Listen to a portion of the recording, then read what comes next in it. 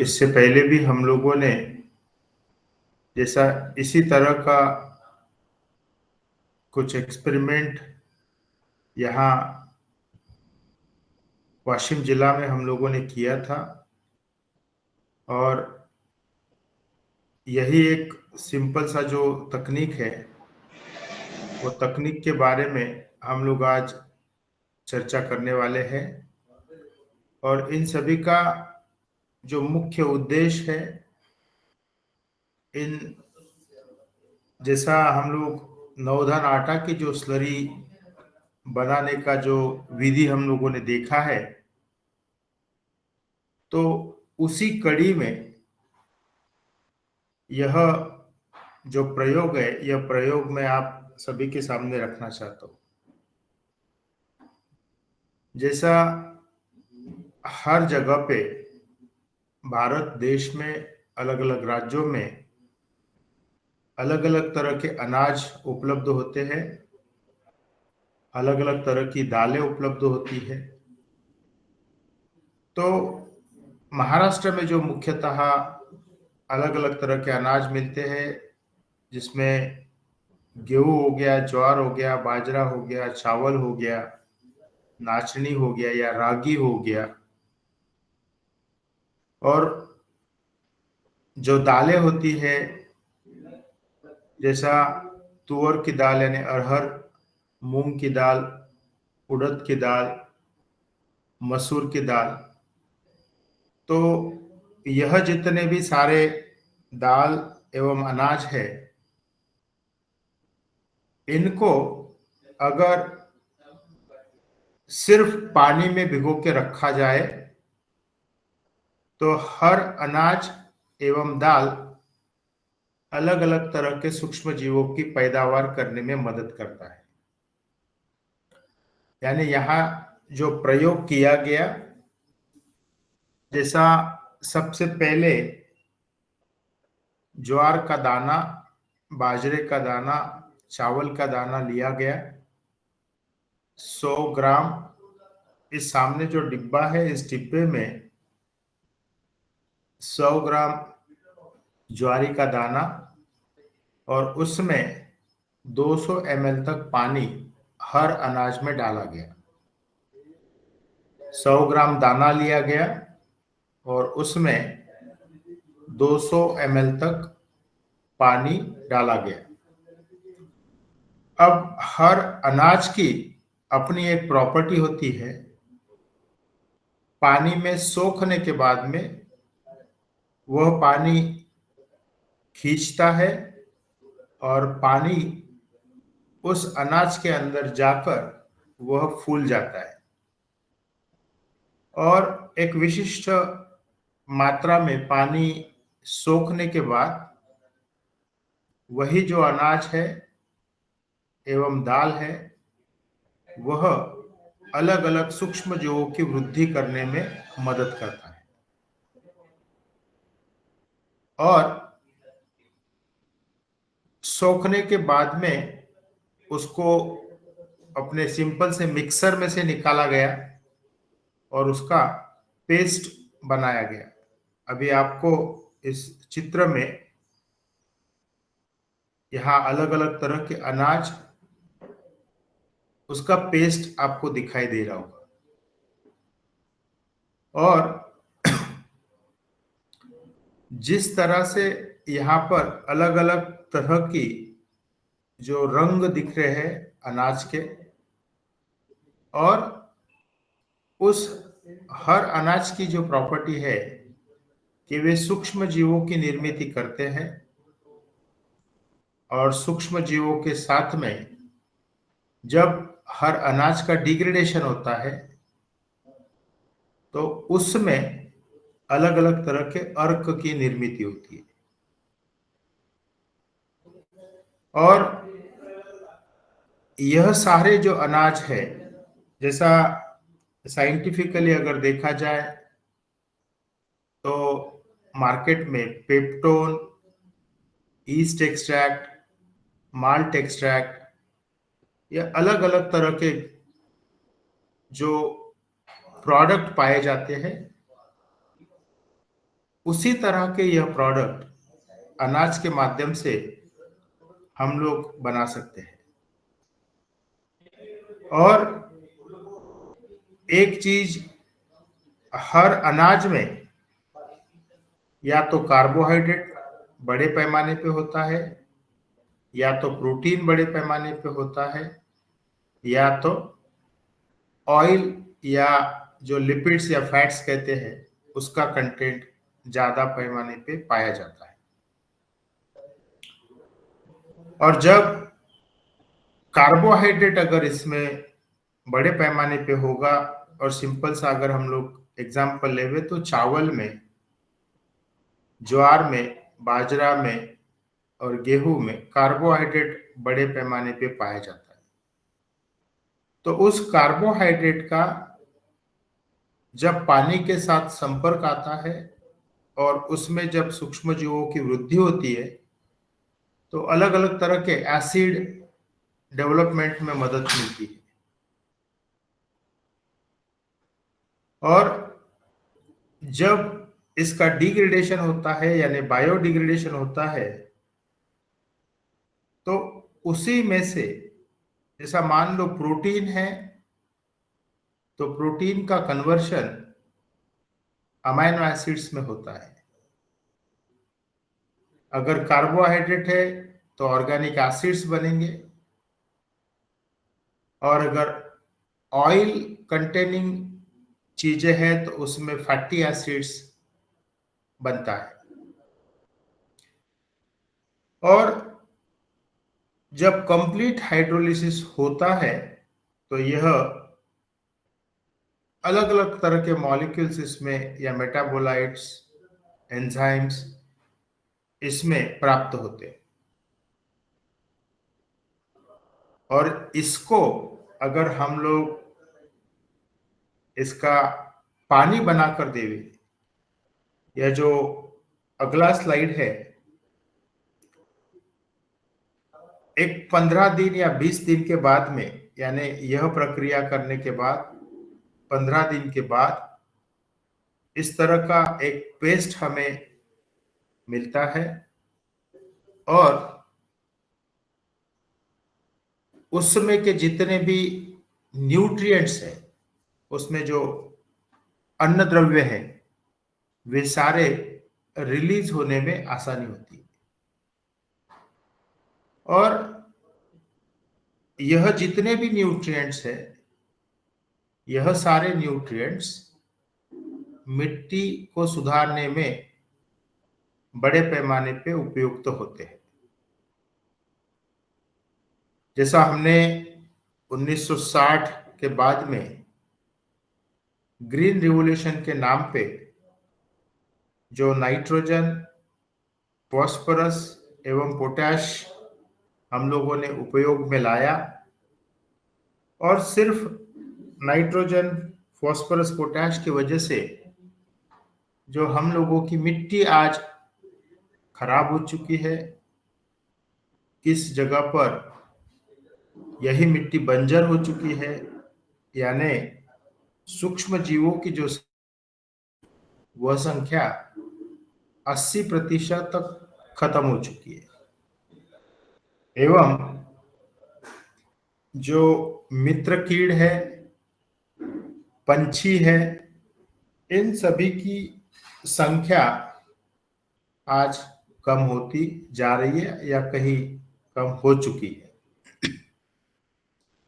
और जैसा हमने इससे पहले भी देखा है कि बड़े पैमाने पे फास्फोरस का जो उपयोग हुआ है, वह फास्फोरस मिट्टी के अंदर ही रह जाता है। वह ना तो नीचे जाता है, ना पौधा उठा पाता है। लेकिन जो नाइट्रोजन है, वह नाइट्रोजन मिट्टी के माध्यम से जब बारिश का पानी होता है तो लीच आउट हो जाता है, और जो ट्यूबवेल के माध्यम से हम लोग पानी ऊपर खींचते हैं, कुएं के माध्यम से हम लोग पानी खींचते हैं, तो उसमें इस नाइट्रोजन की प्राप्ति होती है।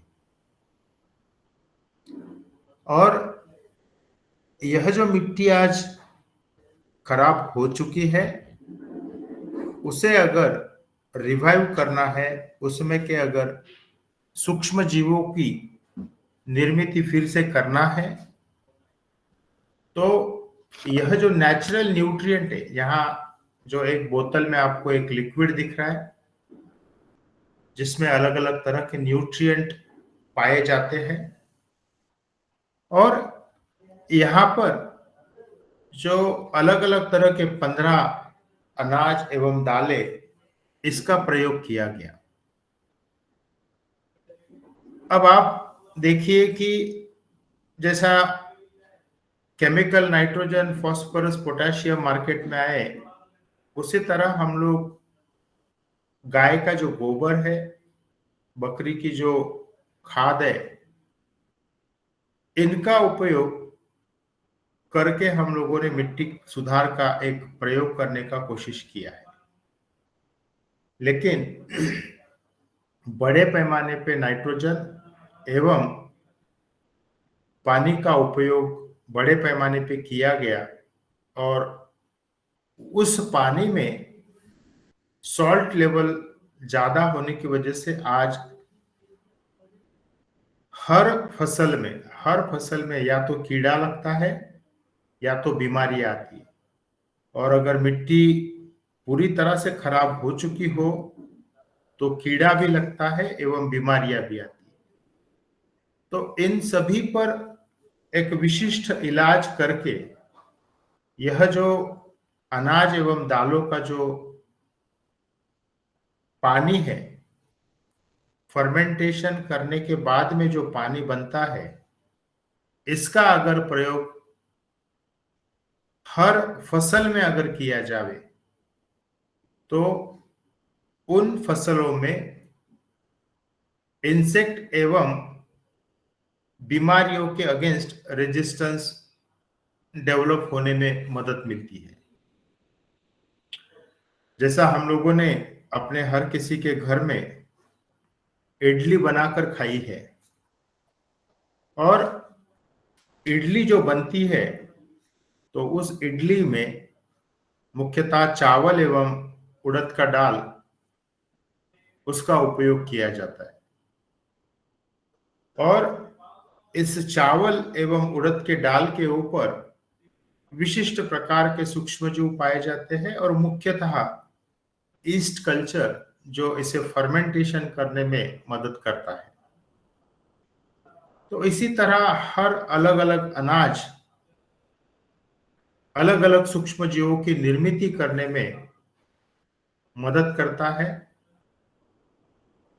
और आज मार्केट में अगर हम लोग सूक्ष्म जीवों के अगर नाम या सूक्ष्म जीव का उपयोग करके जो अलग अलग प्रोडक्ट बनते हैं, जैसा बैक्टीरियल कल्चर्स की हम लोग बात करें तो सुडोमोनास है, बैसिलस है, अजोटोबैक्टर है, फॉस्फेट सोल्यूबलाइजिंग बैक्टीरिया है, पोटैश मोबिलाइजिंग बैक्टीरिया है, राइजोबियम है, एसिटोबैक्टर है। तो ये मान लो 7 या 8 प्रकार के जो जीवाणु है, बैक्टीरिया है।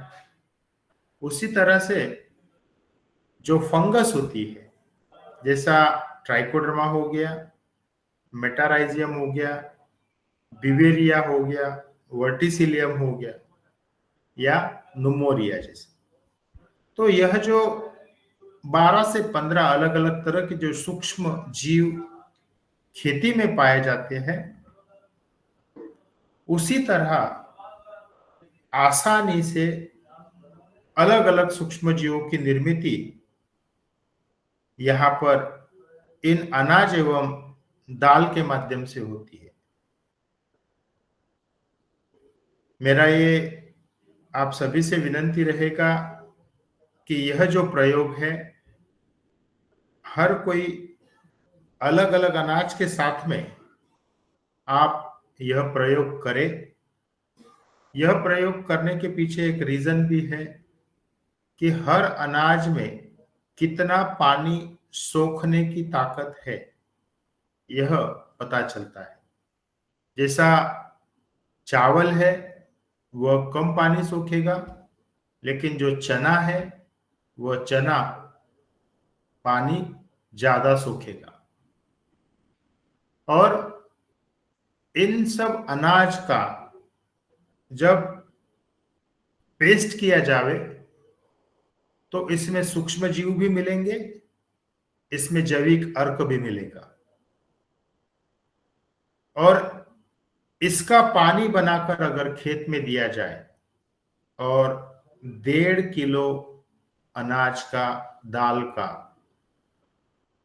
पूरा पानी करके इस तरह का पानी बनाकर, यानी आप यहाँ पे देख सकते हो इस जो राइट हैंड साइड की जो बोतल है, 1 लीटर वाली बोतल, उस बोतल में सिर्फ 5 ग्राम पेस्ट बनाकर वह प्रोडक्ट बना है।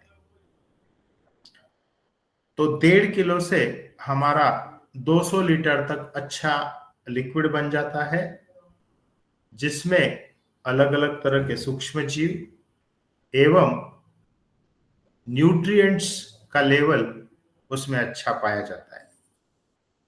और इसे अगर हम लोग मिट्टी में देंगे तो अलग अलग तरह के माइक्रो न्यूट्रिएंट्स, अलग अलग तरह के माइक्रोबियल कल्चर्स जो इसमें पैदावार हुए हैं वो पाए जाते हैं।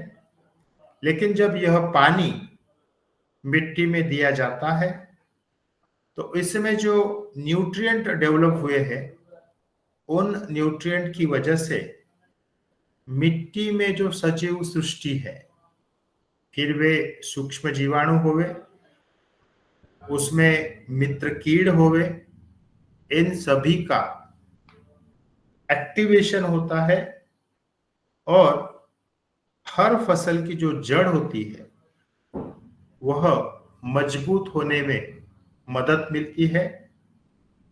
और उस मिट्टी में जो भी न्यूट्रिएंट्स है, जैसा आज खेती में हम लोग कहते हैं 16 या 17 न्यूट्रिएंट हर पौधा एब्सॉर्ब करता है, उठाता है, मिट्टी में से उठाता है। लेकिन जो अलग अलग तरह के रिसर्च हुए हैं, जैसा हम लोगों ने हमारी 10वीं से 12वीं की कक्षा में पीरियोडिक टेबल यह कंसेप्ट पढ़ा है, जो केमिस्ट्री स्पेसिफिकली जो साइंस के स्टूडेंट है उन लोगों को पीरियोडिक टेबल का महत्व एवं पीरियोडिक टेबल में कौन से मेटल्स, न्यूट्रिएंट्स अवेलेबल है उसके बारे में दिया जाता है। तो उसके बेसिस पे शास्त्रज्ञ जो भी साइंटिस्ट लोग हैं उनका मानना है कि 42 तरह के न्यूट्रिएंट पौधा उठा सकता है, 42 तरह के, यानी वो 16 या 17 ना होते हुए वह 42 है, ऐसा उनका कहना है। और इन सभी अनाज में अलग अलग तरह के न्यूट्रिएंट का पैदावार होती है और न्यूट्रिएंट के साथ में सूक्ष्म जीवाणु की पैदावार भी होती है।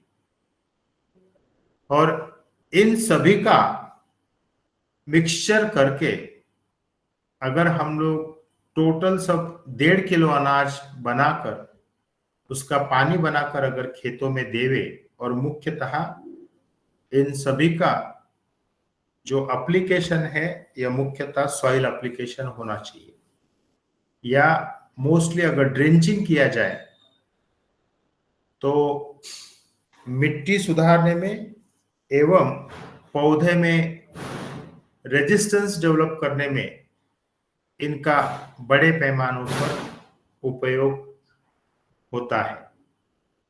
और जितने भी केमिकल्स आज तक हम लोगों ने दिए हैं, फिर वो नाइट्रोजन होवे, फास्फोरस होवे, पोटेशियम होवे, और विशेषतः जो फास्फोरस है जो मिट्टी में ना तो नीचे जाता है ना तो पौधा उठाता है, तो उस फास्फोरस अपटेक में इन सभी अनाज एवं दालों के जो अर्क निर्मित होती है उसकी वजह से फास्फोरस का अपटेक बढ़ जाता है।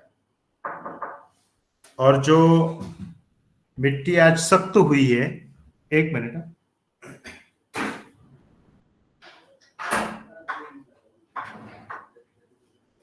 जो मिट्टी आज सख्त हुई है उसे सॉफ्ट या मुलायम बनाने का जो कार्य इन अर्क एवं सूक्ष्म जीवों के माध्यम से किया जाता है।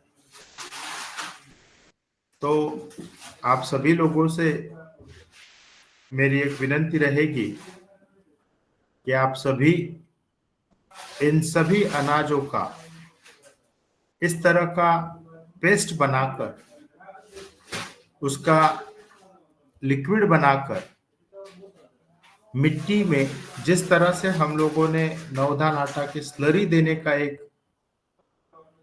फॉर्मूला डेवलप किया, उसी तरह इस तरह के लिक्विड बनाकर उन्हें देना चाहिए।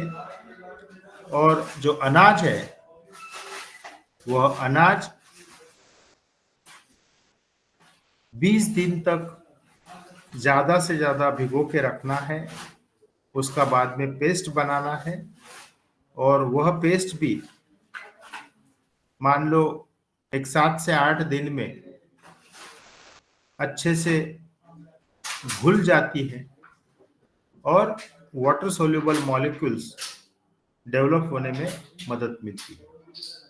और यह सिंपल सा जो प्रयोग है, वह प्रयोग अगर हम लोग अपने हर किसी फसल में करेंगे तो उससे हर पौधे का जो इंसेक्ट का अटैक है एवं बीमारियां जो फैलती है वह कम होने में मदद पाई जाती है। और एक चीज, हर तरह के अनाज को वाटर एब्सॉर्प्शन कैपेसिटी कितना है, उस भी डेटा को अगर आप निकाल पावे तो आप देखना चाहिए। जैसा मान लो अगर मैं चना लेता हूँ 100 ग्राम, तो उस 100 ग्राम चने में कितना पानी सोखा जाता है। अगर मैं 100 ग्राम चावल लेता हूँ तो उसमें कितना पानी सोखा जाता है, इसका डेटा भी आप लोग आपके नोटबुक में लिख के रखिए। और वाटर एब्सॉर्प्शन के बेसिस पे भी बहुत सी चीजें हम लोग निकाल सकते हैं। एवं जिन लोगों के पास में यह प्रयोगशाला है, यानी जिनके पास में पेट्री प्लेट एवं मीडियाज है, तो हर अनाज में एवं दाल में कौन से सूक्ष्म जीव डेवलप होते हैं, वह भी आप उसका एक R&D कर सकते हैं। लेकिन यह जो R&D का काम है यह 3 से 6 महीना लगता है। कि अगर आपको स्पेसिफिकली ज्वार में कौन सा सूक्ष्म जीवाणु आया है, चावल में कौन सा सूक्ष्म जीवाणु आया है, यह अगर पता करना है तो पेट्री प्लेट के ऊपर से एक अंदाजा हो सकता है। तो आप सभी लोगों से गुजारिश रहेगी कि आपने इस प्रयोग को आप अपने अपने यहाँ पर करके देखिए। जिन किसान भाइयों के पास में जो लेबोरेटरीज है, फार्म लेबोरेटरीज, उनके पास यह प्लास्टिक का डिब्बा जिसमें 500 ml पानी बैठ सकता है, वह डब्बा आपको दिया गया है। अगर नहीं है तो अपने ही शहर में या गांव में जैसा कपूर की डब्बी होती है, तो उससे बड़ी वाली डिब्बी जिसमें 500 ml पानी बैठे, वैसा डिब्बी लाकर आप यह प्रयोग कर सकते हो। आप सभी यह प्रयोग करें और अपने अपने जो भी खेती है उसमें प्रयोग या फसल में उसका प्रयोग करिए। जियो, आज एक्चुअली यहाँ पर एक प्रशिक्षण हो रहे हैं और मुझे जैसा 7:45 उस कक्षा में जाना है, तो हम लोग अगले 15 से 20 मिनट अगर किसी के इस विषय में अगर कुछ सवाल जवाब हो तो वो लेंगे, या अन्य कोई भी सवाल होवे तो हम लोग ले पाएंगे। जी सर। जी सर, बहुत अच्छा और बहुत महत्वपूर्ण जानकारियां हमारी खेती के लिए है। और अब हैंड रेस करेंगे जिनको। जी ओम, मेरा राकेश हैंड गौर रेज जी है को और मेरा प्रश्न है सर कि जो आपने कहा कि पानी को हमें जैसे किसी अनाज को हमने लिया तो पानी में उसको कितने दिन तक रखना है, ऐसा कुछ है? दादू थोड़ा मैंने आवाज मुझे थोड़ा नहीं आई थी, 1 मिनट है दादू, एक जी ओम, आई आवाज? एक एक मिनट दादू। हाँ दादू बोलिए। जी ओम, मेरा प्रश्न यह है कि जैसे हमने 100 ग्राम पानी लिया है और पानी को उसमें डाला है, तो इस पानी को कब तक रखना है? क्या वो अनाज को अंकुरित करना है या बिना अंकुर पानी में ही रखे रखना है? जी ओम। जैसा अनाज हम लोग उसमें पानी डाल के रखे, और पानी इतना डालना चाहिए कि वो पूरा सोख लेना चाहिए, और उसे 8 दिनों तक रखे। 8 दिनों के बाद में उसे उसका पेस्ट बनाना चाहिए, और पेस्ट बनाकर भी 8 से 10 दिन रखे। ऐसा सब मिलाकर 15 से 20 दिनों तक उसे रखना चाहिए। और उसकी घुलन क्षमता यानी उसकी जो सोलिबिलिटी है, हर अनाज की सोलिबिलिटी आप लोग चेक कर लीजिए कि चावल ज्यादा सोलिबलाइज होता है या बाजरा होता है या चना होता है। ये सारी चीजों की जो सोलिबिलिटी है वह चेक कर लीजिए। और इसमें एक विषय मात्र होता है कि इसमें ये सारी चीजों में 15-20 दिनों के बाद में बदबू आना शुरू होती है, क्योंकि यह पूरी तरह से फर्मेंट होता है। तो मेरे आप सभी लोगों से एक विनंती रहेगी, यह प्रयोग आप घर में ना करें। यह प्रयोग आप खेतों में ही, जहाँ पे मुख्यतः छोटे बच्चे एवं बड़े बुजुर्ग ना रहते हो, उसी जगह पर इसका प्रयोग किया जावे। और इसका जो पेस्ट बनता है, उस पेस्ट को पानी में डालकर उसे घोलकर वह मिट्टी में या तो फ्लड इरिगेशन से दीजिए या ड्रेंचिंग के माध्यम से दीजिए। जियो।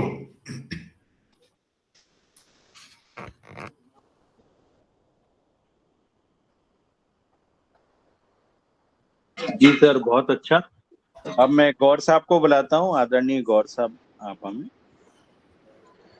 जी ओम जी, सदन में सभी को नमन। सर मैं ये जानना चाह रहा था कि जी अपने 100 ग्राम कोई भी अनाज लिया तो उसको मतलब 1 एकड़ के लिए कितना मतलब लेना होगा? 100, जैसा हम लोगों ने एक अनाज 100 ग्राम लिया, ऐसा सब मिला के हमारा 1.5 किलो होना चाहिए। यानी 15 तरह के अनाज एवं दालें मिक्स होके वह जो 1.5 किलो है, जी। वह 1.5 किलो का जो पेस्ट बनेगा वह 1 एकड़ को देना है। 15 प्रकार के अनाज, 15 तरह के अनाज एवं दालें, यह लेकर उसका टोटल 1.5 किलो होगा। और उस 1.5 किलो का जो पेस्ट बनेगा, वह पेस्ट आपको उपयोग में लाना है। शुरुआती तो दौर ये में शुरुआती दौर में 1 या 2 बार यह प्रयोग अलग अलग अनाज यानी 100-100 ग्राम लेके उसमें पानी डाल के करना है। उसमें से आपको पता चलेगा कि किसका सोल्युबिलिटी ज्यादा होता है, और बाद में आप ये सारे अनाज एक साथ में करके उसमें पानी डाल के उसका पेस्ट बना सकते हो। जी जी। बहुत अच्छा सर। अब मैं तुलाराम पटेल जी को बुलाता हूँ कि वो हमें। धन्यवाद शरद भैया। सदन को प्रणाम। डॉक्टर साहब, मेरा एक निवेदन है, मेरा एक क्वेरीज आई मेरे दिमाग में कि आप जो आटे फार्म को बनाएंगे या अनाज फार्म को बनाएंगे, ये तो अब लोगों ने पूछ लिया। अब ये कुछ दिन रहेगा तो इसमें जो पैथोजेंस रहते हैं बैक्टीरिया के साथ, लाभदायक बैक्टीरिया के साथ जो पैथोजेंस भी आ जाएंगे, या तो अनाज के साथ आ जाएंगे, पानी के साथ आ जाएंगे, एटमॉस्फेयर में के द्वारा आ जाएंगे। तो हम कैसे पहचानेंगे सर? जब वातावरण में तो हजारों प्रकार के बैक्टीरियाज होते, पैथोजेंस भी होते, तो थोड़ा सा इसके बारे में डिटेल बता दें कि हमें उसके नुकसान भी तो होगा सर। पैथोजेंस को अलग कैसे करेंगे? नहीं, अभी इसमें देखिए, वह पैथोजन हम लोगों के लिए हो सकते हैं, मिट्टी के लिए नहीं होते। जैसा हम लोग कहते हैं कि जब कोई भी अनाज, मान लो अगर जैसा हम लोगों ने दाल बनाए और दाल अगर खराब हो जावे, लेकिन अगर उसे किसी विशिष्ट प्राणी को खिलाई जावे तो वह दिक्कतें नहीं आती है जितनी दिक्कत हमें आती है। और इन सभी सूक्ष्म जीवों का, यानी अगर इसमें जितने भी सूक्ष्म जीव या जीवाणु जो भी डेवलप होंगे, तो 97% मिट्टी के लिए लाभदायक ही होते हैं। जैसा मैंने यह प्रयोग अपने घर से दूर खेतों में ही करने को इसीलिए किया है कि इसमें से एक बदबू आती है, क्योंकि यह फर्मेंट होने के बाद में एक बदबू जैसा इसमें डेवलप होता है। और स्पेसिफिकली कुछ बैसिलस के स्पीसीज होते हैं, कुछ सुडोमोनास के स्पीसीज होते हैं, वह बदबू क्रिएट करते हैं। तो उसी वजह से यह बाहर करे, लेकिन इसका मिट्टी में बहुत अच्छा उपयोग पाया गया है। एवं जितना भी फास्फोरस हम लोगों के मिट्टी में हम लोगों ने दिया है, उसकी उपलब्धि बढ़ाने के लिए इसका बड़े पैमाने पे उपयोग होता है। पीएसबी जैसे काम करेगा जी? पीएसबी जैसा ये काम करेगा। Okay sir, thank you. जी बहुत अच्छा। मैं गोयल जी को बुलाता हूँ कि गोयल जी हमें। नमस्कार जी। मैं ये जानना चाहता हूँ, जैसे आपने बताया कि 1.5 किलो अनाज सारे होने चाहिए, 100 ग्राम सारे लेके, और 15-20 दिन हमने इसको रखना है। क्या हमारे पास कोई ऐसा आंकड़ा है कि कौन सा अनाज हमें क्या, कौन सा सूक्ष्म जीव दे रहा है? कुछ ऐसा है क्या? और क्या नहीं, हम इसको एक्चुअली सीड, अच्छा एक और चीज, जब हम इसको फर्मेंटेशन करेंगे तो क्या जो उसका ढक्कन है उसको बोतल को कपड़े से बांधना है या उसमें कुछ सुराख करना है, ताकि कोई ना कोई हवा का संचार तो होना चाहिए ना इसमें? उसके लिए, उसके बारे में क्या बोलेंगे, विचार है? नहीं, एक्चुअली देखिए, हर अनाज में कौन सा जो सूक्ष्म जीव डेवलप होता है, हम लोग स्पेसिफिकली मॉलिक्यूलर बायोलॉजिकल टेक्निक से उसका क्या क्या सूक्ष्म जीवाणु उसमें आए हैं वो तो निकाल सकते हैं। जैसा आज डायरेक्टली मिट्टी में से हर सूक्ष्म जीवाणु का डीएनए एनालिसिस किया जाता है और उसके बेसिस पे कौन से सूक्ष्म जीव है यह हम लोग पता कर सकते हैं। लेकिन मोस्टली इसमें east culture, bacillus culture, Pseudomonas जैसे कल्चर्स डेवलप होते हैं। लेकिन अगर उनकी क्वांटिटी अगर हम लोगों को समझना है तो उसका मॉलिक्यूलर एनालिसिस के बेसिस पे यह चीजें पॉसिबल है। ठीक है। और उसको जो ढक्कन बंद करके रखने की जो विधि कही गई है, तो उसे हमें उसको डिग्रेड ही करना है। 100% उसका डिग्रेडेशन होना चाहिए ताकि उसमें जो न्यूट्रिएंट्स हैं वे सारे न्यूट्रिएंट्स बाहर आवे। और जैसा एक बायोगैस में, जैसा हम लोग गाय का गोबर डालते हैं और वो कंप्लीटली डाइजेस्ट होकर बाहर उसका स्लज आता है, तो उसी तरह इस अनाज को भी कंप्लीटली डाइजेस्ट करने के लिए वह ढक्कन लगा के रखा जाता है। और मेन पर्पज इसमें का हमें दो तरह के चीजें, ये सूक्ष्म जीवाणु एवं जो उसका न्यूट्रिएंट है वह हमें मिलना चाहिए। जूस हम लोग कहेंगे सिंपल सी भाषा। ठीक। अच्छा, क्या इसको हम सीड ट्रीटमेंट के लिए यूज कर सकते हैं? सीड ट्रीटमेंट के लिए यूजुअली हम लोग रिकमेंड नहीं करते हैं। स्पेसिफिकली अगर पौधा या फसल आने के बाद में उसे अगर ड्रेंचिंग किया जाए तो बेटर। क्योंकि मैं जहाँ से बिलोंग करता हूँ, मैं जम्मू से बोल रहा हूँ सर बेसिकली। हाँ हाँ, बोलिए सर। ठीक है ना, वो हमारा ड्राई लैंड एरिया है, ड्रेंचिंग हमारे लिए पॉसिबल नहीं रहेगा क्योंकि हम वर्षा के ऊपर सारा निर्धारित है। तो तो इसका एक्चुअली एक जैसा अभी जहाँ पे भी रेनफेड एरियाज होते हैं तो हम जी। लोग इसके ना जैसा ग्रैनुलर फर्टिलाइजर भी बनाने का हम लोग बताते हैं। जैसा हम्म। यह जो पेस्ट है इसका, जैसा अभी इसका तो नहीं, लेकिन हम लोगों ने जो मार्केट में सीविड एक्सट्रैक्ट मिलता है या बायोजाइम का जो पाउडर मिलता जी है, जी जी जी। तो उसे हम लोग जो अपना घर में खाने का साबूदाना होता है, सागो हम्म। कहते हैं, सागो, तो जी जी उसके जी जी। ऊपर वो कोटिंग हो जाता है। ठीक है। या जो राशन का जो चावल होता है उसके हम्म ऊपर भी हम लोग कोट करके हम्म। वह यूज कर सकते हैं। ठीक। लेकिन यह जो विधि है वो यानी बड़े पैमाने पे करने जाओ तो दिक्कत होती है। उसी वजह से हम लोग या तो फ्लड इरिगेशन या तो ड्रेंचिंग, यही दो माध्यम होते हैं। या हम्म तो फिर इसको छान कर ड्रिप हम्म। इरिगेशन के माध्यम से भी हम लोग दे सकते हैं। मिट्टी में मिला के हम ब्रॉडकास्ट कर दे तो। वो बहुत अच्छा है। या फिर इसका पानी आप जैसा गोबर खाद है उसके ऊपर छिड़काव कर दीजिए और वो गोबर गोबर खाद आप खेतों में फैला सकते हो। जहाँ जैसे हम मक्की में गुड़ाई करते हैं, गुड़ाई के साथ साथ इस मिक्सचर को मिट्टी में मिला के डाल दीजिए जाए। हाँ, या तो जैसा शरद भैया जी जो लड्डू बनाते हैं गोबर के, उस तरह के लड्डू बना के जी भी जी आप जी खेत जी। में डाल सकते हो। क्योंकि इतना इतना तो समझ आती है, सूक्ष्म जीव भी अगर सतह के ऊपर रहेंगे, धरती के ऊपर रहेंगे, तो वो खत्म होंगे। धरती के अंदर चले जाएंगे तो वो बचने के चांसेस ज्यादा है उनके। बराबर बराबर। ठीक है, शुक्रिया जी। Thank you. अच्छा, मैं इसलिए और राय साहब को बुलाता हूँ, डॉक्टर राय साहब हम।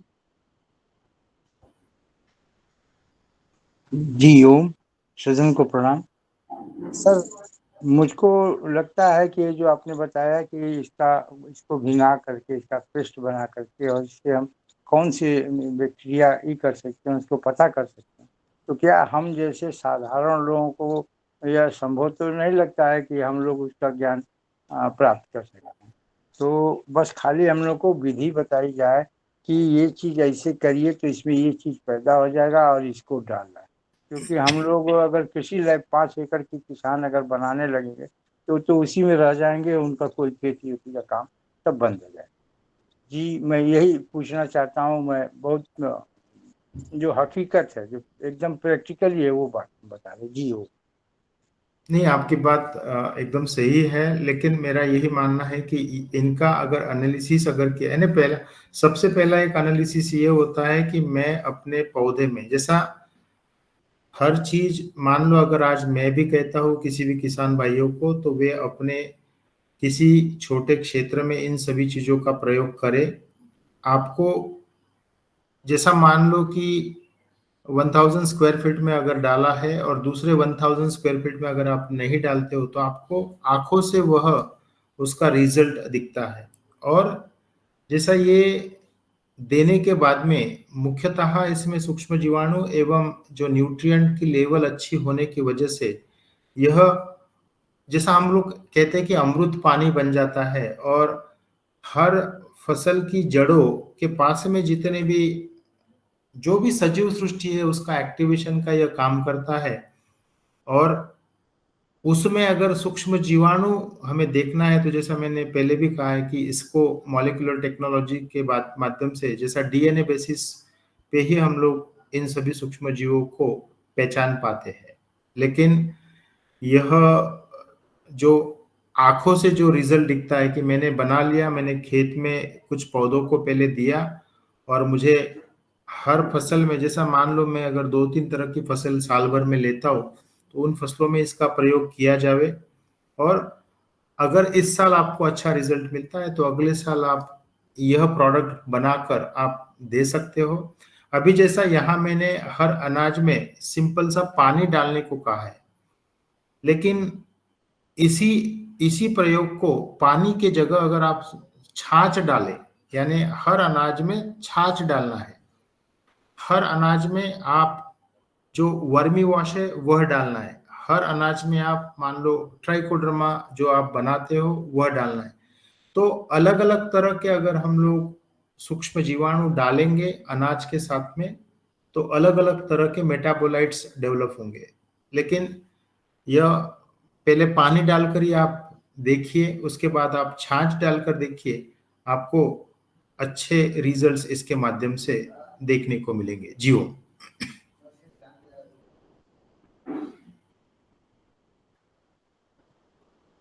सर एक प्रश्न पूछ सकता हूँ? हाँ जी पूछिए। सर छाछ के लिए, हाँ ठीक है, छाछ के बड़े अच्छे प्रयोग हैं, बड़े अच्छे रिजल्ट है। मेरा मानना है हमारी एक चीज जो है काफी ज्यादा वेस्ट हो जाती है, जब हम पनीर बनाते हैं उसका पानी वेस्ट हो जाता है। हाँ, आप पनीर का पानी लीजिए, दूध जैसा, इवन जहां पर दूध का जो प्रोसेसिंग या दूध का जो भी बिजनेस होता है, तो दूध का पानी भी अगर यूज करोगे तो उस जी दूध के पानी में अगर समर है तो आपको बैसिलस मिलेगा, और अगर विंटर है तो आपको शोडोमोनास मिलेगा। तो उस पानी से भी इन सभी चीजों को आप अच्छी तरह से डिग्रेड कर पाओगे। क्योंकि पनीर का पानी एक ऐसी चीज है जो हमारा अभी तक हमने उसके बारे में किसी ने शायद सोचा हो उसके बारे में, और वो सारा हमारा नदी नालों में ही ऐसे ही बह जाता है जो बेकार चला जाता है। हाँ, नहीं, हम लोग यूज कर सकते हैं उसे। ठीक, शुक्रिया जी, थैंक यू। बहुत अच्छा। और बहुत, अब मैं आदरणीय पवन सर जी को कमेंट के लिए बुलाता हूँ कि आदरणीय पवन सर। जी धन्यवाद।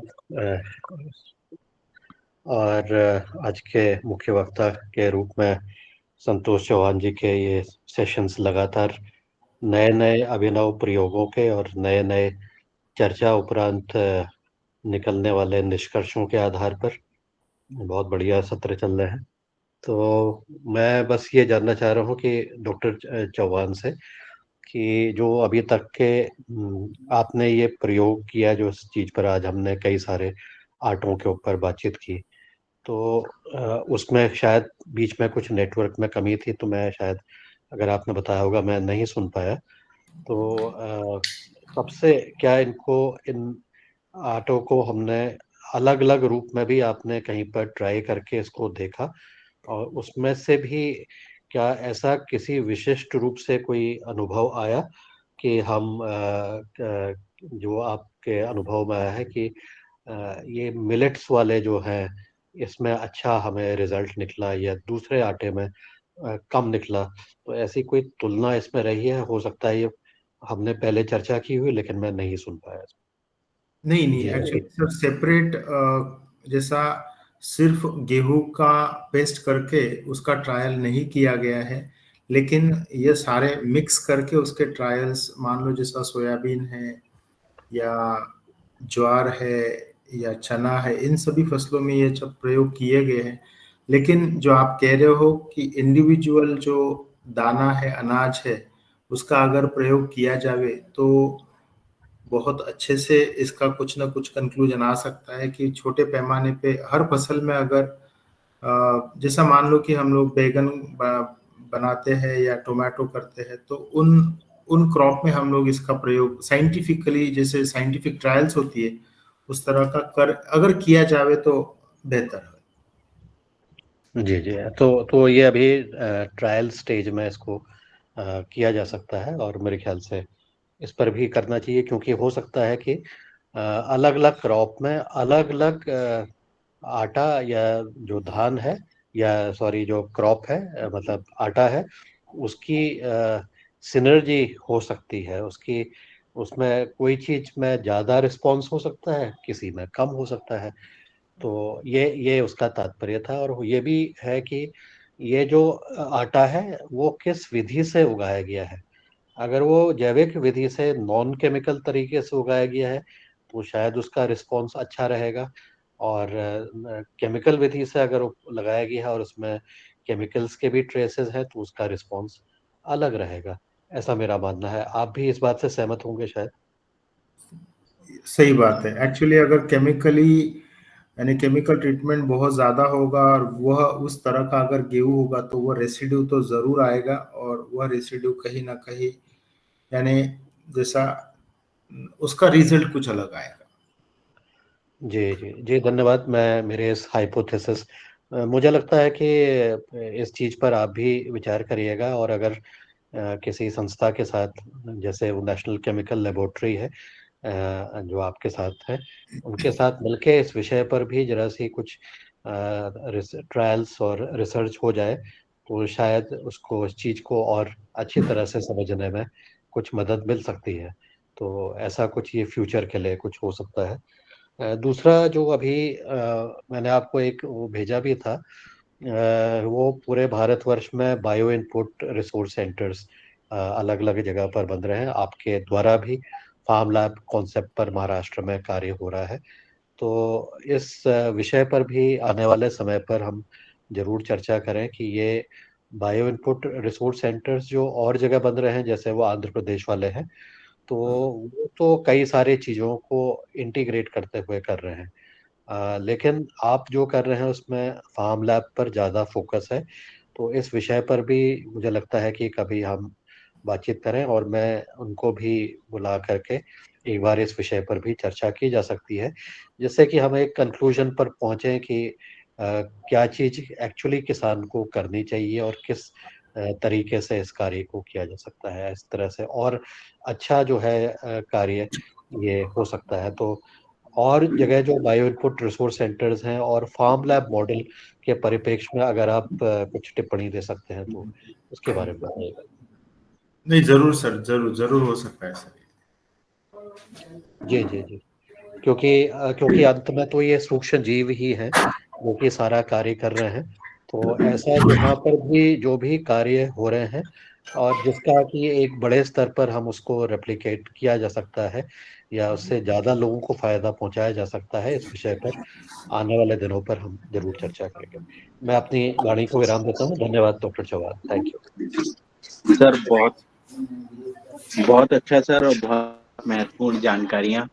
और सर मैं मेरा एक क्वेश्चन था छोटा सा कि जो जो हमारे यहाँ केचुए पाए जाते हैं, वो क्या चीज ज्यादा खाना पसंद करते हैं? अगर ऐसी कौन सी चीज है सर जो वो ज्यादा खाते हैं सर?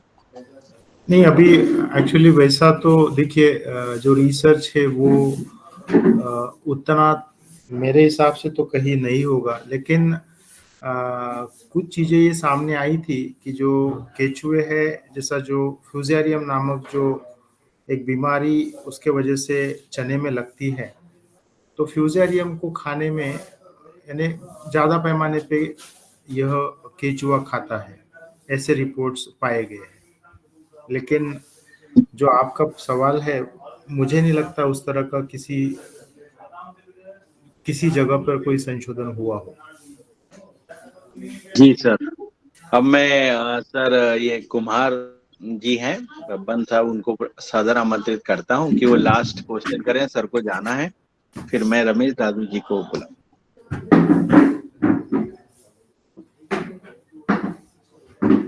शायद वो कहीं बिजी हो गए, तो मैं रमेश दादू जी को बुलाता हूँ कि सर को जाना है तो उनका व्यक्त करें। उसके बाद फिर मीटिंग चलते रहेगी। जी ओम। आज की कक्षा हमारी बहुत अच्छी रही, और आज एक नया विषय और मिला है। और जो हम 5 किलो की सैलरी बना रहे हैं, तो उसको अब आपने 1.5 किलो पर ले आए। ये और सस्ता हो गया है, इसमें समय जरूर लग रहा है, पर ये और एक अच्छी चीज़ें हमको जानकारी मिली, इसके लिए आपको बहुत बहुत धन्यवाद सर। और निश्चित रूप से हम लोग यहाँ से आ ही रहे हैं, तो फिर से हमें कुछ और नई चीज़ सीखने को मिलेगी, ऐसा भी हम सोचते हैं। और सर आपको बहुत बहुत धन्यवाद है। अब आप आपका समय यदि हो रहा तो आप जा सकते हैं प्रशिक्षण में, हम लोग यहाँ पर चर्चा करेंगे। जैसे मैंने मैंने और शरद भैया ने लगभग 225 एकड़ के लिए सैलरी बनाई है। मैंने भी 3 तरह की सैलरी बनाई है, जिसमें ट्राइकोडर्मा है, बवेरिया है और सुडोमोनास है। तो हम लोगों ने इसमें 5 किलो अनाज, 5 किलो गुड़ और 5 लीटर जो हमारे पास लिक्विड हमने जो पहले से बना के रखा था, उसको उसमें डाला है। तो इस तरह से मैंने भी लगभग 20 एकड़ की सैलरी बनाई है, और उसका उपयोग हम करेंगे। अब इसका उपयोग हम धान में कर रहे हैं। अब धान में इसका क्या फायदा मिलेगा।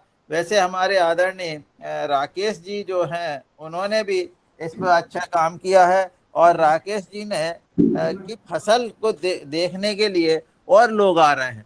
तो और वो अभी कह रहे थे कि उनकी फसल में 4-4 कल्ले बहुत जल्दी आ गए, जितने की खाद देने से भी नहीं आए हैं उतने कल्ले इसमें आ गए हैं। तो ये हमारे लिए बहुत अच्छी उपलब्धि होगी कि हम और आगे बढ़ रहे हैं और इसके रिजल्ट भी आ रहे हैं।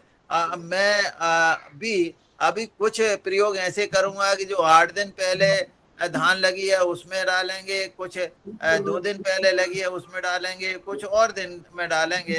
तो इस तरह से हमारे जो प्रयोग होंगे, कौन सी फसल में कितने ज्यादा क्या प्रभाव पड़ता है, इसको हम लिख भी रहे हैं, कर भी रहे हैं। जैसा आपने सॉलिड खाद की बात की है, तो वो भी मैंने लगभग 30 किलो का वो सॉलिड खाद भी बनाया है और बायोजाइम भी बनाया है। तो इस तरह से हमने तीनों तरह के प्रयोग हम करके देखेंगे कि हमको क्या क्या फायदा मिल रहे हैं और क्या क्या इस पर फसल पर असर पड़ रहा।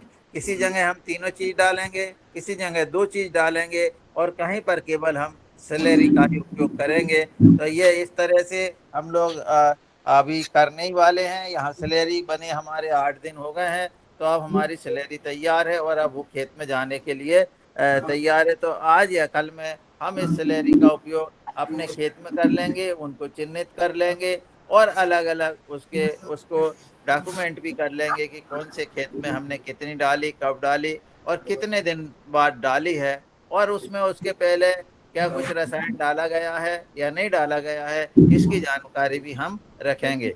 तो इस तरह से जो भी सज्जन इस तरह की सैलरी बनाना चाहते हैं, मैंने आपको बताया है कि अच्छा, हमारे आदरणीय गौर साहब ने तो केवल छाछ और गोमूत्र की सैलरी से ही ये काम किया है अभी उन्होंने।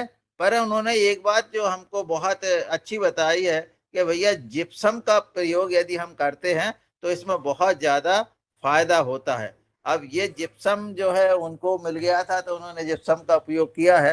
तो निश्चित रूप से जब उनकी फसल आएगी तब उसमें और भी हमको नई चीज जानकारी मिलेगी। रोज हम हर शनिवार हम लोग उसकी जानकारी भी लेंगे, क्या क्या अंतर आ रहा, क्या हो रहा। तो आदरणीय यदि गौर साहब हों तो उन्होंने जो भी किया है वो आ करके बताएं। जी ओम। जी ओम सदन में सभी को। मैंने सर्वप्रथम जिप्सम खाद की 2 बोरी पर एकड़ पे डाली है और जिसमें 1 किलो सीबिड सीधा मिक्स कर करके और वो भी डाल दिया। तो वो उसको डालने के मतलब रुपए धान मचाने के पहले डाल दिया ये सब, और फिर उसकी मचाई करके और फिर रोपा लगाया, और रोपा लगाने के बाद में फिर अब ये सैलरी उसमें चला रहे हैं। बाकी हमारी नर्सरी इतनी अच्छी तैयार हुई थी इस बार, तो रोपा हमारा जो है कि मतलब वो जैसे लगा और वैसे ही ऐसा लग ही नहीं रहा था कि ये रोपा पीला पड़ा या कुछ, वो तो लगा और जड़ें पकड़ना चालू हुआ और कल्ले फोड़ना चालू कर दिया। मतलब ये सैलरी और 2-3 प्रयोग किए इसमें, सैलरी, जिप्सम और सीबिड, इन तीनों का प्रभाव मतलब इतना गजब का दिखा इस बार धान में कि पूछो मत। मतलब जो लोग हमसे गांव में पसंद नहीं करते थे, ये तो हर कुछ करते रहते हैं, वो लोग अब पूछ पूछ के मतलब यार कि तुमने क्या डाला कि जो रोपा तुम्हारा 15 दिन में तैयार हो गया और खेत में आने से भी मतलब अलग एकदम से उसका फटाव चालू हो गया और कलर। कल ही एक हमारे बाजू में भैया बोल रहे थे, बोले भैया इसमें खाद कब डाल दिया था? बोले, मैंने कहा भैया खाद तो भी डाला ही नहीं, कुछ भी नहीं डाला।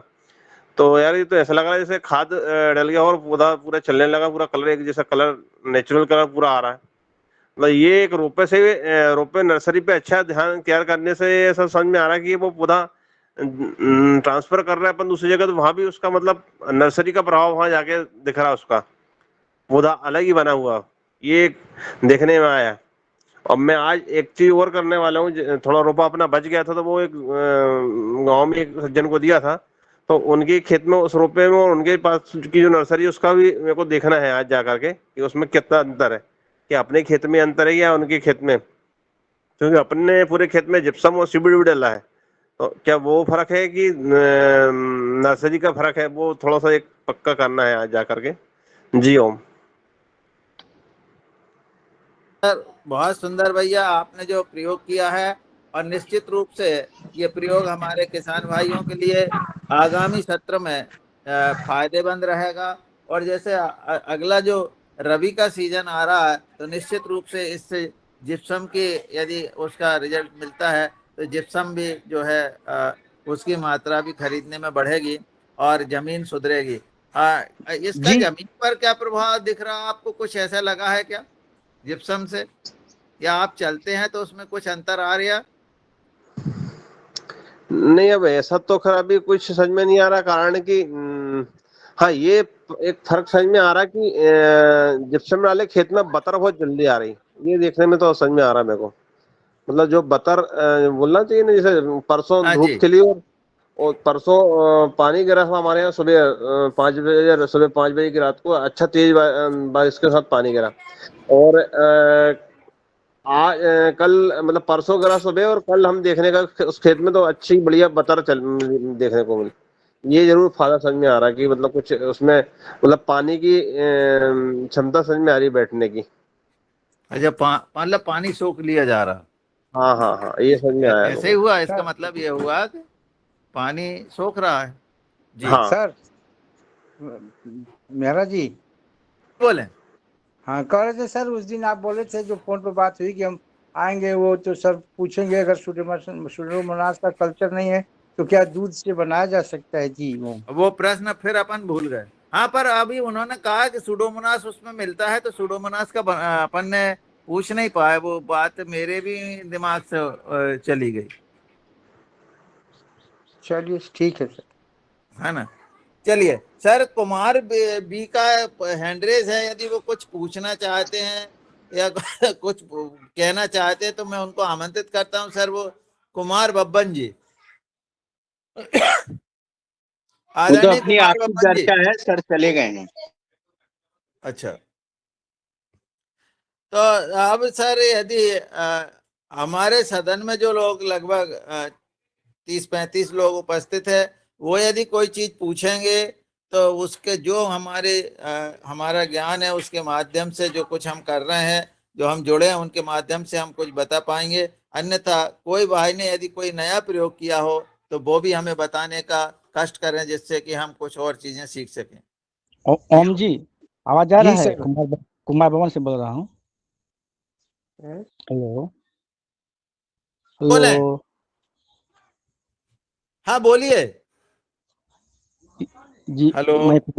मैं कुमार भवन सिंह हाँ बिहार रोहतास से बोल रहा हूँ। जी। सर, मैं सदन से जानना चाह रहा हूँ कि जो सर चौहान सर जो आज ने 15 अंक के बारे में माइक्रो बारे में बताए, सूक्ष्म जीव के बारे में बताए, बीच में हमारा नेट खत्म हो गया था, बाकी उनकी वार्ता नहीं सुन पाए। तो सर मैं उसको ये ऐसा है, जो बाजार से आप 15 आन ले लीजिए, आपके पास प्लास्टिक के डब्बे आप खरीद लें 15, और उन डब्बों में लगभग इतने हो कि वो 100 ग्राम तो हमारा ये आ जाए, और उसमें पानी डाल दें, और ये पानी में वो 8 दिन तक डूबे रहना चाहिए, है ना? जी जी जी तो उससे पता लगेगा कि वो पानी आप सब डिब्बों में नाप नाप कर ही डालेंगे कि इतना इतना डाला है। कौन से डिब्बे में कौन से अनाज ने पहले उस पानी को सोखा है, किसने नहीं सोखा है, कितना सोखा है, उसकी एक मात्रा निकल जाएगी।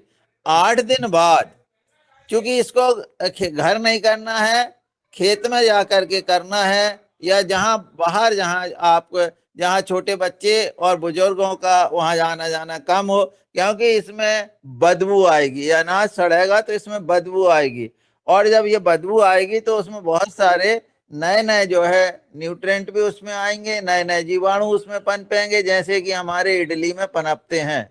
और फिर 8 दिन बाद इसका पेस्ट बनाएंगे, और पेस्ट बना करके फिर इसको 8-10 दिन रखना है, और जब ये हो जाएगा तो ये 1.5 किलो का पेस्ट आप इसे 200 लीटर में करके, 40 लीटर में करके, यदि आप उसको इससे देना चाहते हैं स्प्रे पंप से, तो जमीन पर उसको दे दें, ड्रिंचिंग करके दे दें, या पानी में बहा दें। तो इस तरह से ये पूरे हो जाएगा। इसका फायदा उन्होंने ये बताया है, कि एक तो आपकी जमीन को में सूक्ष्म जीवों की संख्या बढ़ जाएगी जो अलग अलग होगी। दूसरा उन्होंने बताया कि आपके पौधों में रोग प्रतिरोधक क्षमता बढ़ जाएगी। आपकी जमीन में जो है इस तरह के जो है लाभ होंगे। जी हम सर हम थोड़ा कंफ्यूज हो गए। आपने बताया कि 1.5 लीटर, मतलब ये नहीं समझ पाए कैसे, मतलब पेस्ट हम बना लिए और 1.5 अलग अलग किलो होना चाहिए कुल अनाज, 1.5 किलो मतलब अच्छा 15 तरह के आप लेंगे तो 100 ग्राम लेंगे बस अनाज। अच्छा हाँ 1.5 किलो हो गया, इसका पेस्ट हाँ बना लेंगे। इसका फिर क्या करेंगे 1.5 किलो पेस्ट का? मैंने 1 लीटर इसको पानी में इसको इसको मिक्सी में पीस करके बारीक जी बना लेंगे और इसको जो है 8 दिन तक पहले पेस्ट बना लेंगे, 8 दिन तक रखेंगे, फिर पानी में घोल के खेत में दे देंगे। फिर हम पेस्ट बना लेंगे तो इसमें भी पानी डालेंगे तो उसका उसी नहीं वो, हाँ वो तो वो थोड़ा पानी ज्यादा नहीं डालना है, बाद में डालना है जब आप जी उसको पेस्ट बन जाएगा, वो उसका ईस्ट बनेगा। अभी उसको जी पानी में नहीं घोलना है, पानी में जी तो उस दिन घोलना है जब डालोगे तब। अच्छा तो चलिए मैं कितना आदरणीय मतलब कितना विशाल जी, 1 लीटर पानी कितना डाला जाएगा और कितना मतलब उसका बड़े कैसे रहेगा, कितने एक जन देखो जो होता है मेरी स्प्रे बात मशीन? सुनो ध्यान से। यदि आप स्प्रे के द्वारा दे रहे हैं, जी जी ठीक है, तो जितना 1 एकड़ में स्प्रे में पानी लगता है उतना दे दो, या पानी में बहा रहे हैं तो उसको 40 लीटर भी कर सकते हैं, 200 लीटर भी कर सकते हैं, जैसा आप। और यदि आप डब्बे से डाल रहे हैं तो जितना आप उसको एक बार में कर लो, और 1 एकड़ के लिए पर्याप्त है, ये कैसे भी दो आप। अच्छा मन 1.5 केजी के जो बनाए हैं 1 लीटर एक एकड़ के लिए पर्याप्त है। हाँ बस ये ध्यान रखें। चलिए थैंक अब हैंड रेस हैं आदरणीय विशाल जी के और नारायण मीना जी के। तो मैं विशाल जी को पहले बुलाता हूं कि आप सर कोई प्रश्न हो तो पूछें। मेरा प्रश्न गौर जी से होगा। ये पूछिए। सुन पा रहे? हाँ पीछे हेलो पूछें सर, गौर जी से पूछें, गौर जी हैं। जी जी। गौर जी, आपने जिप्सम का प्रयोग किया, क्या आपने पीओपी का प्रयोग किया है कभी? क्या नहीं सर, पीओपी का नहीं किया। पीओपी और जिप्सम में थोड़ा सा अगर कोई अंतर बता सके तो थोड़ा सा जानकारी अगर हो किसी के पास तो। पीओपी का तो कभी सुना भी नहीं सर कि कभी उसको डालते हैं खेतों में। पीओपी का तो कभी देखिए, आज पहली बार। जहाँ तक मुझे समझ आ रही है, पीओपी को अगर पानी डाला जाए तो वो जिप्सम जो बनता है। जिप्सम को अगर गर्म किया जाए तो उसका वाष्पीकरण किया जाए तो पीओपी बनता है। अच्छा, तो ये किसी केमिस्ट्री के पीओपी तो स्टूडेंट से आप। जमीन के लिए सर खराब होगा क्योंकि उससे मूर्ति वगैरह गवर्नमेंट बनाने को मना करती है, तो जी, वो शायद पीओपी उपयोगी नहीं होगा जमीन के लिए। सुन नहीं पा रहा मैं, दोबारा बोलिए। जमीन के लिए पीओपी उपयोगी नहीं होगा क्योंकि सरकार भी मना करती है, जैसे मूर्ति बनाते हैं पीओपी की तो मना हम्म। करती है सरकार की भैया ये आप इसका यूज ना करें, ये जमीन में गलती नहीं है, बहुत समय बट पड़ी रहती है। जी जी जी जी जी जी। लेकिन पानी पड़ने से तो वो पूरी वो जैसे पीओपी को पानी लगा वो तो खराब होता है। आप किसी जी केमिस्ट्री के बच्चे से पूछिएगा, वो रिएक्शन आती है पीओपी को में पानी डलेगा तो वो जिप्सम बनता है। नहीं नहीं, जो ये जिप्सम है ये तो खदानों से निकाला जाता है, राजस्थान में पाया जाता है ये, और वहाँ की खदानों से प्राप्त होता है ये जिप्सम। नहीं, बिल्कुल सही है। एक बार आप थोड़ा सा किसी और एक्सपर्ट से पूछिएगा तो किसी और टाइम पे हम इस पे विचार करेंगे। सर इसके लिए ऐसा है कि जब हमारे वैज्ञानिक महोदय आएंगे जो जी इस जी पे काम कर रहे हैं, उनसे अपन जानकारी लेंगे। अभी बिल्कुल। किसानों के पास ऐसी कोई जानकारी है नहीं। चलिए, जी जो भी है, मेरा मेरा यही था कि हम सबके साथ विचार करने का यही था कि चलो साझा किया है। हर एक का किसी न किसी तरह से कॉन्टेक्ट हो सकता है। अगली बार में मैं मीटिंग में भी नहीं हूँ या मुझे ये भूल जाए, तो अगर इसके ऊपर थोड़ा हम विचार आपसे किया जाए तो। हम आपसे निवेदन करेंगे सर कि हर शनिवार जुड़ जाए तो बहुत अच्छा रहेगा, 1 घंटे बिल्कुल का सर, समय है। बिल्कुल बिल्कुल बिल्कुल। जी ठीक है जी। आदरणीय नारायण मीना जी, जी ओम अपना माइक महाराज जी। खोलो। हाँ हरिओम महाराज जी, हरिओम। जी सदन को प्रणाम। बहुत अच्छी जानकारी दी आज संतोष सर ने, ये ये 1.5 किलो आटे वाली। तो मैं ये पूछ रहा था, अपन जो सैलरी बना रहे हैं 5-5 किलो वाली, उनको सबको मिक्स करके 40 किलो डालना है एकड़ में, या सबको अलग अलग 40-40 किलो डालना है? नहीं नहीं नहीं नहीं, सब देखो, आपने कितने तरह की बनाई है? अभी 2 तरह की, और वो उसकी और बनाना अपने लिए बेबेरिया की। हाँ ठीक है, तो 3 तरह की हो गई। तो 3 हाँ तरह की जी। हो गई, यानी 13-13 लीटर पानी ले लो और 40 लीटर हो गया और डाल दो। अच्छा, इकट्ठा अलग अलग 40 किलो नहीं डाल सकते? अरे नहीं भाई, इतना क्यों डालेंगे हम? 1 एकड़ में हमें 40 लीटर ही डालना है। अच्छा तो अच्छा अच्छा, हाँ 40 लीटर 1 एकड़ में डालना है। बस, तो तीनों में से निकाल लो। हाँ नहीं, जैसे अब वो दूसरा जो राकेश भैया ने जो जिप्सम का फायदा बताया, हाँ जिप्सम मैंने भी डाली, 3 बोरी प्रति एकड़ डाली थी मैंने इस बार। तो हाँ उसके फायदे तो जिप्सम के हैं, क्यों, जल धारण क्षमता जमीन की बढ़ती है और जमीन भुरभुरी मुलायम होती है उससे। तो मैंने अच्छा इस बार पूरा 8 एकड़ में जिप्सम डाली है। वहीं से उसमें उसके अच्छे फायदे हैं, रिजल्ट जिप्सम के। और रोप में भी डाली थी, मेरी रोप भी बहुत बढ़िया थी इस बार बहुत बढ़िया सर। जिप्सम का। तो क्यों, जिप्सम तो मैंने बुलवाई थी और ज्यादा यहाँ कुछ ज्यादा आ गई थी बिक्री के लिए, तो वो भी लगी थी, वो भी दवा थी, पानी ज्यादा के कारण बिक नहीं पाई वो किसानों को, जैविक किसानों को देने की थी, मगर वो नहीं दे पाया मैं। अभी रखी है पूरी अभी मेरे पास। तो जिप्सम रखी तो है आप, आपके पास? मेरे पास 400 बोरी जिप्सम रखी है मेरे पास। अच्छा अच्छा अच्छा जी। हाँ, वो है मेरे पास अभी। तो अच्छी वो सैलरी का आपने अच्छा बता दिया कि 40 किलो प्रति एकड़ ही देना अपने लिए, 40 लीटर। जी हाँ। बढ़िया। जी ठीक। जी। चलिए, बहुत अच्छा है। अभी और भी हंड्रेड्स अगर हैं तो दादू और बताएं, इसे समापन करें, समय हो गया है। अगर जी ठीक है, शरद जी, मेरा हैंडरेज एक नहीं है भैया। टिप्पणी है अभी। सर पवन सर जी जी कुछ बोलना चाह रहे हैं, सभी लोग अपने मोबाइल बंद रखें। जी जी जी मैंने सब मोबाइल बंद कर लें। नारायण जी सर आपका करिए ना, नारायण सर मोबाइल बंद। जी जी सर, जी सर, बिल्कुल बिल्कुल बिल्कुल। मेरा क्या है, जी मैं बस ये कहना था, ये विशाल गोयल जी ने जो पीओपी और जिप्सम के बारे में बताया है, मुझे दोनों की फाउंडेशन एक ही है, केमिकली दोनों एक ही है। लेकिन मुझे लगता है कि पीओपी में, क्योंकि वो कमरों में खूबसूरती के लिए और छत के लिए और बाकी सब चीज़ों के लिए काम आता है, तो उसको जिप्सम में कुछ और चीज़ों का भी ट्रीटमेंट होता होगा, कुछ बाइंडर्स का, कुछ और केमिकल्स उसमें लगते होंगे। तो इसकी उपयोगिता पीओपी की सीधे खेत में करना जरा सी उसकी पुष्टि करनी पड़ेगी कि उसमें कोई केमिकल तो नहीं मिला है जिससे हमारी खेती में नुकसान हो। और जब उसके आप किसी के घर में देखते हैं कि प्लास्टर ऑफ पेरिस को निकाला जाता है, वो खराब हो जाता है और उसको फिर फेंकते हैं, तो उसको अगर वो उपयोगी होता तो शायद उसको सीधे खेत में ही डालते। लेकिन शायद उसकी उपयोगिता, क्योंकि उसमें कुछ केमिकल मिला हुआ है, कुछ एडहेसिव मिला होगा, कुछ और चीजें मिली होंगी, शायद पेंट भी लग जाता है उसके बाद उसमें। तो इसको जरा से ध्यानपूर्वक देखना पड़ेगा और वैज्ञानिक रूप से इसकी पुष्टि करनी पड़ेगी। जी, धन्यवाद।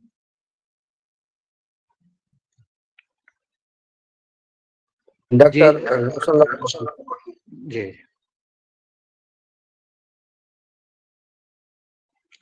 बहुत जी, अच्छा है। आदरणीय सर भैया अब आए और सबका आभार व्यक्त करें। आदरणीय मुन्नीलाल जी को बुला लें। डॉक्टर जी जी राव जी कुछ अपनी टिप्पणी देना चाहते हैं। डॉक्टर राव जी। जी जी, सभी को प्रणाम।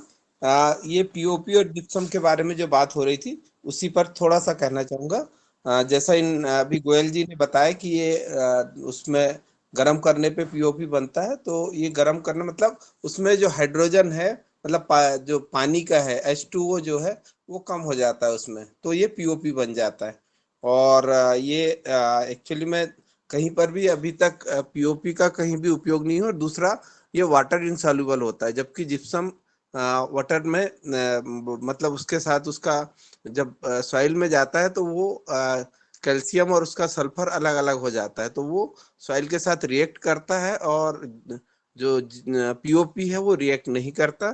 तो जिप्सम का उपयोग भूमि सुधारक के रूप में उपयोग किया जाता है, जबकि पीओपी हमारा भूमि को खराब करता है। तो ये दोनों में जो मैंने अभी मतलब देखा है उस हिसाब से ये बेसिक डिफरेंस है। प्रॉपर्टी एक ही है, केमिकली मतलब सिर्फ जो हाइड्रोजन है मतलब H2O है वो वहां पे 2 है, यहाँ पे 1/2 है, मतलब 1.5 जो अणु है वो पानी के इसमें कम है। जी क्यों? जी शुक्रिया जी।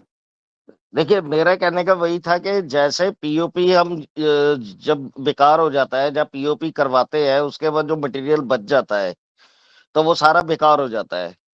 मेरा कहने का मतलब कहीं ना कहीं अगर हम उसके ऊपर शोध करें, क्या पता किसी ने सोचा ही नहीं हो इसके बारे में, अगर हम इसके ऊपर कुछ निष्कर्ष निकाला जाए तो शायद वो जो पीओपी हमारा नदी नालों में जाता है, जो हम ऐसे ही बेकार में फेंक देते हैं, तो शायद उसका कोई उपयोग आ सके।